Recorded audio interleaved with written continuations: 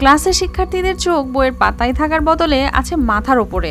এই বুঝি ভেঙে পড়লো ছাদের প্লাস্টার। একটু বৃষ্টি হলেই সেখানে ঢুকে পড়ে পানি, তার সাথে আসে সাপ, ব্যাঙ ও পোকামাকড়। তারপরও থেমে নেই পাঠদান। কিন্তু এভাবে ঝুঁকির মধ্যে কি সত্যিই গড়ে উঠবে আগামী দিনের ভবিষ্যৎ?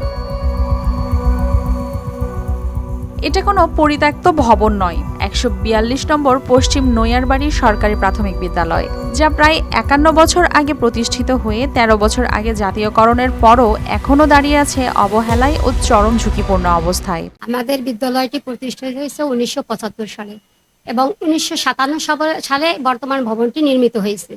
১৯১৩ সালে আমার বিদ্যালয়টি জাতীয়করণ হয়েছে। কাছে গিয়ে দেখা যায় ভবনের ছাদের প্লাস্টার খসে পড়ছে প্রতিনিয়ত।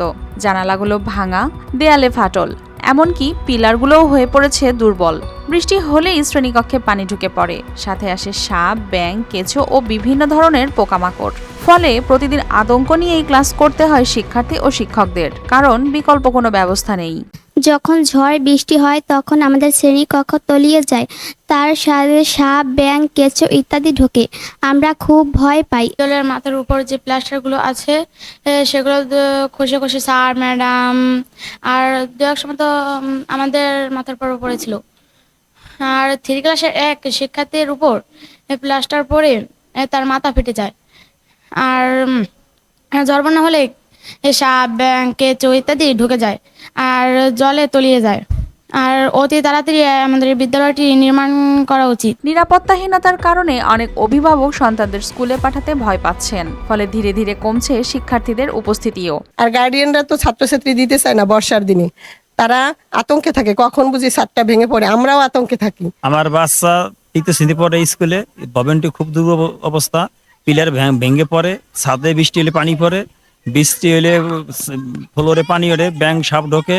স্কুলটি খুব জরুরি মেরামত দরকার বা নতুন করে ভবন দরকার। শিক্ষক ও অভিভাবকরা বলছেন, একদিকে দুর্ঘটনার ভয়, অন্যদিকে শিশুদের ভবিষ্যৎ। এই সংকটের মাঝখানে আটকে গেছে কমলমতি শিক্ষার্থীদের স্বপ্ন। তারা দ্রুত নতুন ভবন নির্মাণের মাধ্যমে নিরাপদ শিক্ষার পরিবেশ নিশ্চিত করতে জানিয়েছেন দাবি।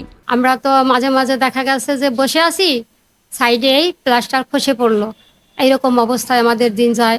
আমাদের ছাত্রছাত্রী নিয়ে আমরা সবসময় আতঙ্কের ভিতর থাকি। কোমলমতি শিক্ষার্থীদের দিক বিবেচনা করে আমার বিদ্যালয়টি দ্রুততার সাথে নতুন ভবন প্রয়োজন। যে স্কুলে শিশুদের স্বপ্ন গড়ে ওঠার কথা, তা আজ তাদের কাছে ভয় আর আতঙ্কের আরেক নাম।